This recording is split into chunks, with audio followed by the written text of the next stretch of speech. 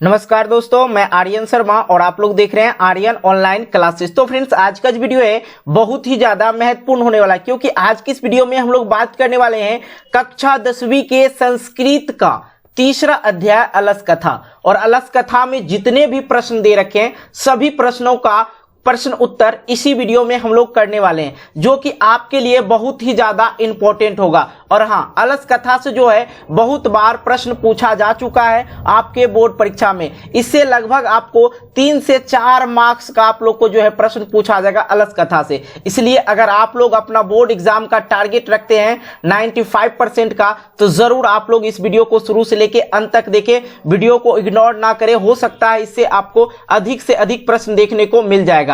इसलिए आप लोग वीडियो को शुरू से लेके अंत तक देखिए, ताकि आप लोग को सारे के सारे प्रश्न जो है बिल्कुल अच्छी तरह से समझ में आ जाए। और आप लोग के लिए विशेष तौर पे मैं बता दूं, एकदम इजी तरीका, आसान तरीका से हम आपको समझाने की कोशिश करते हैं। ठीक है, तो आइए सबसे पहला प्रश्न जो है अलस कथा से, अलस कथा का वर्ण विषय क्या है। ठीक है, अलस कथा का वर्ण विषय क्या है, तो आइए समझते हैं इसको। सबसे पहले तो ये जान लीजिए, विद्यापति द्वारा रचित कथा ग्रंथ पुरुष परीक्षा नामक पुस्तक से लिया गया है। ये जो अलस कथा आप अपने किताब में देखते हैं, अध्याय जो आप लोग का तीसरा अलस कथा, ये कहाँ से लिया गया है, तो विद्यापति द्वारा रचित कथा ग्रंथ से। ठीक है, पुस्तक का नाम था पुरुष परीक्षा से लिया गया है। अलस कथा मानव महत्व एवं दोषों का निराकरण की शिक्षा देती है। तो आलसियों को दान देने की इच्छा रखने वाले वीरेश्वर ने यह जानने की उत्कंठा प्रकट की कि आलसी जीवन जीने की कला को कैसे निर्वहन करते हैं। इसका मतलब आप नहीं समझ रहे। देखिए, जो वीरेश्वर थे वो क्या करते थे, आलसियों को दान देते थे, लेकिन उनकी जो इच्छा हुई, एक दिन उनकी इच्छा हुई कि आलसियों का ये आलसपन निवारण कैसे किया जाए, इसके बारे में वह सोचने लगा। और अगर आलसी कहकर अलस कथा में बहुत सारे आदमी जुटते जा रहे थे, वहां पे क्या होता था, उनको खाने की टेंशन ना पीने की टेंशन, जहां सोया है सोया ही रह जाता था और उसको कोई चीज का टेंशन नहीं, तो दूसरा आदमी जो है उनका वो सारा काम करता था। ठीक है, तो आलसी बनना सबके लिए आसान था। तो ये वीरेश्वर जो थे उसने सोचा क्यों ना आलसियों की परीक्षा लिया जाए। इससे क्या पता चलेगा कि कौन आलसी है और कौन बनकर आलसी रह रहे हैं यहाँ पे। ठीक है, इष्ट लाभ के लिए मेहनती भी आलसी का रूप लेकर पहुंचने लगते थे। वहां पे जो लाभ मिलता था वहां पे क्या होते थे, मेहनती लोग भी आलसी का रूप लेकर पहुंचने लगते थे। और उनकी परीक्षा के लिए दान गृह में अग्नि प्रज्वलित की जाती है। अब देखिए, आलसी की परीक्षा के लिए क्या क्या, उस आलसालय में क्या क्या आग लगा दिया गया। और जब आग लगाया गया, आलसी जो थे भागने के क्रम में गीले कपड़े से ढकने लगे। ठीक है, और वहां पे जो आलसी थे, बहुत सारे आलसी भागने लगे। घर में आग लगी है, यहाँ कोई धार्मिक नहीं है आदि की चर्चा करते हैं। आलसी केवल करुणा का पात्र होता है। आलसी जो है क्या होता है, करुणा का पात्र होता है। तो वहां पे जो आलसी लोग थे, जो आलसी थे वहां पे रुक गए। ठीक है, लेकिन जो आलसी बन कर रह रहे थे वो वहां से 9 2 11 हो गए, भाग गए। तो आलसी अलसालय में क्या किया, आग लगाया गया, जिससे जो ओरिजिनल, जो रियल में आलसी था वो वहीं रह गया और जो फेक आलसी था वो वहां से निकल पड़े। ठीक है, तो आइए अगला प्रश्न को हम लोग करते हैं बिल्कुल इसी प्रकार से। अब देखिए, दूसरा नंबर है कि किनकी क्या क्या गतियां हैं, किनकी क्या क्या गतियां हैं, पठित पाठ के आधार पर स्पष्ट करें। तो उत्तर करके लिखना है आपको। गति को यहां विशेष रूप से विश्लेषित किया गया है। स्त्री, पुरुष एवं बच्चों की गतियां अलग अलग होती है। स्त्रियों की गति पति है, स्त्रियों की गति क्या होगी, पति होगी। आपको ऑब्जेक्टिव प्रश्न में देखने को मिल जाएगा स्त्रियों की गति किसको कहते हैं, तो ऑप्शन में आप लोग क्या मारेंगे, पति को कहते हैं। और बच्चों की गति कौन होगी, माँ होगी। बच्चों की गति कौन होगी, माँ होगी। तथा आलसियों की गति क्या होगा, करुणिकता होगी, मतलब दयालुता होगा। ठीक है, अर्थात स्त्रियों की जीवन भंगिमा उसके पति पर निर्भर करता है। जो स्त्रियां होती है जीवन भंगिमा क्या होते हैं, उसके पति पर निर्भर करता है हर चीज। और बच्चों की जीवन वृत्ति उसकी माँ से ही होती है, ठीक है। और आलसियों की जीवन वृत्ति दयालुओं पर भी निर्भर करते हैं। अब आलसी है, उनको कुछ पता नहीं मुझे खाना है या पीना है, बस वो बेड पे लेटा रह जाता है। उन पे क्या करेंगे, जो दयालु आदमी होते हैं उनके लिए नहा देंगे, खाना ला देंगे, खिला देंगे, ये दयालु आदमी का काम होते हैं। उसी प्रकार किसकी क्या क्या गतियां हैं पठित पाठ के आधार पे बताना हो तो गति यहाँ विशेष रूप से विश्लेषित किया गया है। स्त्री एवं पुरुष और बच्चों की गतियां अलग अलग होती है, और स्त्रियों की गति जो है पति होते हैं और बच्चों की गति माँ होती है, तथा आलसियों की गति जो है दयालुता होते हैं। और अर्थात स्त्रियों की जीवन भंगिमा उसके पति पर निर्भर करती है और बच्चों की जीवन वृत्ति उसकी मां होती है, और आलसियों की जीवन वृत्ति दयालुता पर ही निर्भर करती है। आइए अगला प्रश्न देखते हैं, तीसरा नंबर, अलस कथा पाठ का 5 वाक्य में परिचय दे। उससे पहले हम आपको बता दें, अगर इस वीडियो को लाइक नहीं किया तो यार वीडियो को जितना हो सके लाइक करना, क्योंकि बाद में वीडियो देख के आप लोग चले जाते हैं तो लाइक करना भूल जाते हैं, इसलिए वीडियो को अभी लाइक कर दें और दोस्तों के साथ एक शेयर जरूर कर देना है। और हाँ, चैनल पर नए हो चैनल को सब्सक्राइब करके नोटिफिकेशन बिल को प्रेस करके ऑल कर लेना, ठीक है, क्योंकि इसी तरह का वीडियो आप लोग को मिलता रहेगा। आइए देख लेते हैं, अलस कथा पाठ को 5 वाक्य में परिचय देना है।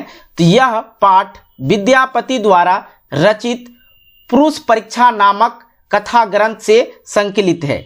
सबसे पहले आप लोग इस चीज को जरूर लिखेंगे ताकि आपका 1 नंबर भी ना कटे। यह पाठ विद्यापति द्वारा रचित पुरुष परीक्षा नामक कथा ग्रंथ से संकलित है। एक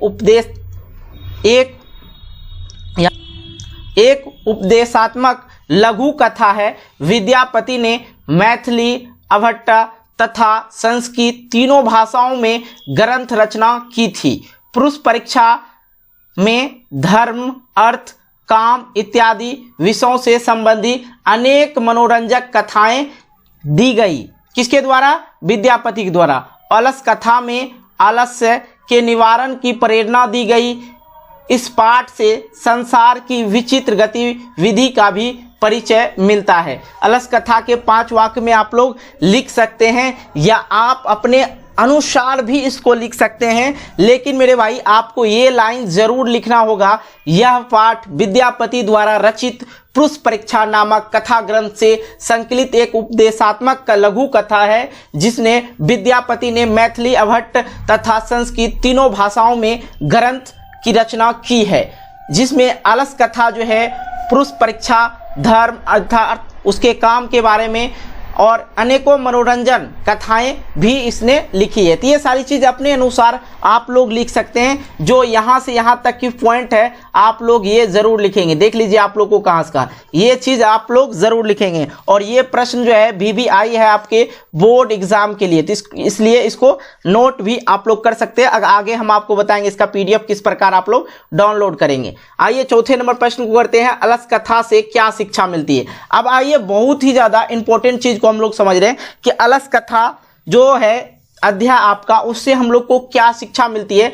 तो मैथिली कवि विद्यापति रचित अलस कथा में आलसियों के माध्यम से शिक्षा दी गई है, ठीक है। उनका भरण पोषण करुणाशीलों के बिना संभव नहीं है। तो मैंने आपको पहले ही चर्चा कर चुका हूं इसके बारे में। आलसी काम नहीं करते हैं, ऐसे स्थिति में कोई दयावान ही उनकी व्यवस्था कर सकता है। तब आत्मनिर्भर ना होकर दूसरे पर निर्भर हो, उसे ही हम लोग क्या कहते हैं? आलसी कहते हैं, ठीक है। आलसी का ना खाने का ठिकान ना जाने का ठिकान, सोया रहेगा, उसे खाना मिले या ना मिले उसे कोई प्रॉब्लम नहीं, ठीक है। वो सोया है, मर जाएगा, उसको कोई टेंशन नहीं है। तो वैसे में उसे एक दयालु व्यक्ति ही उसे संभाल सकते हैं, ठीक है। आइए 5वें नंबर समझते हैं, अलस कथा से क्या संदेश है। अलस कथा का क्या संदेश है ये भी आपके लिए VVI है, आप इसे भी नोट कर लेना। अलस कथा का संदेश है कि आलस एक महान रोग है। आलस जो है एक महान रोग है। आलसी सहायक प्राय कोई भी नहीं होता है। जीवन में विकास के लिए व्यक्ति का कर्मठ होना आवश्यक है, ठीक है। अगर आप आलस करते हैं अपने जीवन में, अगर हो सके तो मान लिया जब पढ़ाई में ही आलस कर रहे हैं तो आगे आप सफल होने में निसफल हो जाएंगे। ठीक है, इसलिए अभी ही आप सफल होना चाहते तो अपने आलस को त्याग कर अपने काम में जो समय है वो देना पड़ेगा ही आप लोग को। अगर नहीं देते हैं तो फिर तो दिक्कत है। आलस से जीवन जो है बिल्कुल खराब है। ठीक है, आलस के कारण आदमी वहीं का वहीं रह सकता है और जो आलस त्याग देते हैं वो आसमां पर पहुंच सकते हैं। आलस शरीर में रहने वाला महान शत्रु है। आलस जो है शरीर में रहने वाला महान शत्रु है जो इंसान को आगे बढ़ने से रोकता है, जिसमें अपना परिवार और समाज का विनाश अवश्य ही होता है। आदि जीवन में विकास की इच्छा रखते हैं तब आलस्य त्याग कर उद्यम को प्रेरित हो। ठीक है, मतलब आप लोग समझ गए। अगर आप लोग अपने जीवन में आगे बढ़ना चाहते हैं तो आलस को अभी ही त्याग देना है। ठीक है, आइए अगला प्रश्न हम लोग करते हैं। 6ठे नंबर, आलसी पुरुषों को आग से किसने निकाला? तो आइए इसको बहुत अच्छी तरह समझते हैं, बहुत ही ज़्यादा इंटरेस्टेड टॉपिक है यहाँ पे। ठीक है, और ये VVI भी है और ये 2018 में ये प्रश्न पूछा भी गया है। ठीक है, तो इसलिए ये 2 नंबर का प्रश्न पूछे जाते हैं लगभग, तो 2-3 प्रश्न दे ही देता है। जब 4 आलसी पुरुष आग लगने पर घर से नहीं भागे तब देखिए सब भाग गया वहां पे, जितना भी आलसालय में जितना भी आलसी था सब 9, 2, 11 हो रहे भाग रहे, लेकिन जो ओरिजिनल में रियल में आलसी था वो 4 आलसी था। और आप लोग को प्रश्न ऑब्जेक्टिव में पूछेगा कितने आलसी जो थे वहां आग लगने के बाद भी नहीं भागे, तो आप लोग को आंसर करना मेरे भाई 4। ठीक है, जब 4 आलसी पुरुष आग लगने पर भी घर से नहीं भागा तो एक योगी पुरुष ने आकर उनके केसों को पकड़कर उन्हें ढकेलते हुए बाहर किया। इस प्रकार आलसी पुरुष आग से बचे। ठीक है, तो आइए अब हम लोग 7वें नंबर प्रश्न को करते हैं। चारों आलसी पुरुष आग से किस प्रकार बचना चाहते थे? चलिए समझते हैं। चारों आलसी पुरुष आग लगने पर भी घर से नहीं भागे। शोरगुल सुनकर वे जान गए थे कि घर में आग लगी हुई है। वे चाहते थे कोई धार्मिक एवं दयालु व्यक्ति आकर आग पर जल, वस्त्र या कंबल डाल दें जिससे आग बुझ जाए और वे लोग बच जाएं। अब देखिए भैया, अब लगी है आग, क्या घर में लगी है आग, और वो चारों विचार बना रहे थे, वो सोच रहे थे कि भाई कोई आके धार्मिक व्यक्ति, दयालु व्यक्ति, इसके ऊपर आग लगा है तो उसके ऊपर पानी छिटो, ठीक है, वस्त्र या कंबल डाल दो जिससे आग बुझ जाएगी और वे लोग बच जाएंगे। ये सोच रहे थे, ऐसा उनके मन में नहीं चल रहा था कि हम लोग भाग निकले यहाँ से, आग लगी भाई। तो ये होते हैं आलसी। ठीक है, आइए 8वें नंबर प्रश्न को करते हैं इसी प्रकार से। 8वां नंबर प्रश्न है कि अलस कथा पाठ के आधार पर लेखक के विचार स्पष्ट करें। तो अलस कथा पाठ में लेखक विद्यापति ने अपने विचार को स्पष्ट करते हुए कहते हैं कि आलसी व्यक्ति बिना परिश्रम किए हुए जीवन व्यतीत करना चाहते हैं। करुणिक व्यक्ति के बिना वह अपने मौत से भी नहीं बचा सकता है।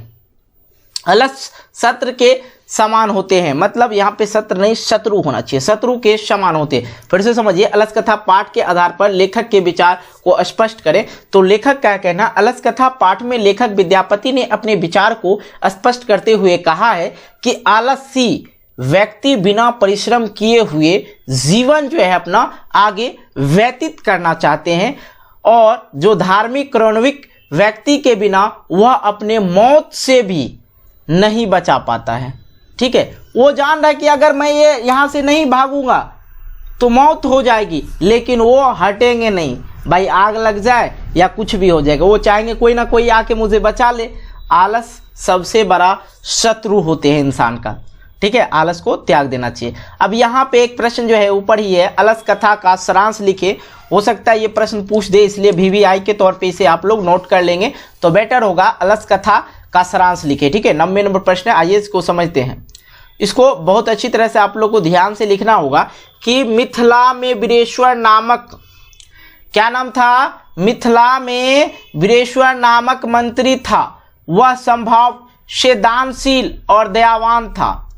वह अनाथों और निर्धनों के प्रतिदिन भोजन देता था। वो जो थे स्वभाव से बहुत ही दानशील और दयावान थे। कौन? वीरेश्वर नामक मंत्री। और वो हमेशा अनाथों एवं निर्धनों को प्रतिदिन भोजन देता था। इससे आलसी भी लाभान्वित होते थे। उससे क्या होते थे? आलसी भी लाभान्वित होते थे। आलसियों की इच्छा लाभ की प्राप्ति को जानकर बहुत से लोग जो है बिना परिश्रम, यहाँ पे लोग नहीं होना चाहिए, लोग होना चाहिए, ठीक है, लोग बिना परिश्रम तोंद बढ़ाने वाले वहां इकट्ठे हो जाते थे। देखिए यहाँ पे तोंद का मतलब क्या होता है आप समझ लीजिए। अब यहाँ पे जो है ये मिथिला के वीरेश्वर नामक मंत्री थे। वह बहुत बड़ा दानशील और दयावान थे, ठीक है। वह अनाथ और निर्धन को प्रतिदिन भोजन देते थे। आलसी भी लाभान्वित हो गए वहां पे। आलसियों की इच्छा लाभ की प्राप्ति जानकर बहुत लोग जो है बिना परिश्रम किए, पेट भर जाए ना आदमी का तो काम नहीं करेंगे। तो तोंद मतलब होता है पेट, ठीक है। तोंद मतलब क्या होता है? पेट। अगर पेट भर जाए इंसान का तो वो काम करने की इच्छा नहीं करेंगे। तो और लोग जो है वहां बिना परिश्रम किए, तोंद मतलब पेट बढ़ाने वाले वहां इकट्ठे हो गए। इसके पश्चात आलसियों को ऐसा सुख देखकर धूर्त लोग भी बनावटी आलसी बनकर या दिखाकर भोजन प्राप्त करने लगे। इसके बाद अत्यधिक धन व्यय देखकर अलसालय चलाने वाले लोग विचार किए। जो है वहां पे अलसालय में जो चलाने वाले वहां पे देखा कि अधिक से अधिक आदमी यहाँ पे बढ़ रहे हैं और धन व्यय देखकर वह जो है अलसालय चलाने वाले लोग विचार किए, छल से कपटी आलसी भी भोजन प्राप्त करते हैं, यह हम लोगों की गलती है। अतः उन आलसियों को परीक्षण करते हुए हेतु उन्होंने अलसालय में आग लगाकर हल्ला कर दिया, ठीक है। वहां पे क्या क्या उसने, जो ओरिजिनल आलसी होगा वो तो रुकेगा ही रुकेगा और जो बनावटी आलसी होगा वो तो भागेगा। इसके बाद घर में लगी आग को बढ़ते हुए देखकर सभी धूर्त जो थे आलसी जो बन के आए थे वो सभी धूर्त आलसी क्या हो गए? भागे। लेकिन 4 पुरुष अग्नि का आभास पाकर भी अपने स्थान पर यथावत बने रहकर बात करने लगे। उन्हें कोई इस अग्नि से निकाल देता। अतः व्यवस्थापक इस संबंध में उनकी आपस की वार्तालाप को सुनकर बढ़ी हुई अग्नि को ज्वाला से रक्षण हेतु उन्हें निकाल दिया।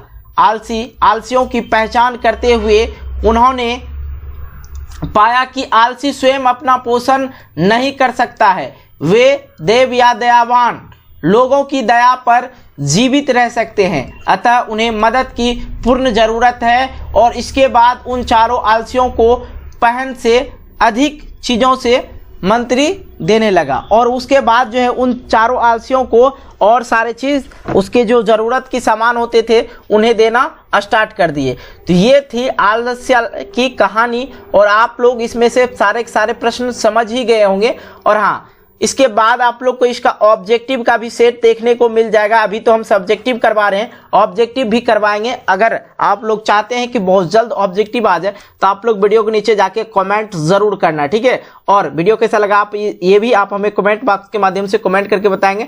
साथ में वीडियो को अभी तक यार लाइक नहीं किया तो यार लाइक कर देना, दोस्तों के साथ शेयर जरूर कर देना। और इसका अगर आप लोग PDF डाउनलोड करना चाहते हो तो आप लोग को नीचे डिस्क्रिप्शन बॉक्स में टेलीग्राम चैनल का लिंक मिल जाएगा, जहां पे मैं डेली ही एक इंपॉर्टेंट से इंपॉर्टेंट PDF डालते रहता हूं। तो वहां से जाके डाउनलोड कर लेना, जो कि बिल्कुल फ्री ऑफ कॉस्ट है, कोई चार्ज नहीं है, ठीक है। तो आप लोग ये अच्छी तरह से समझ ही गए होंगे। तो आइए मिलते हैं एक नई वीडियो को लेके, तब तक के लिए बाय, जय हिंद, जय भारत, टेक केयर।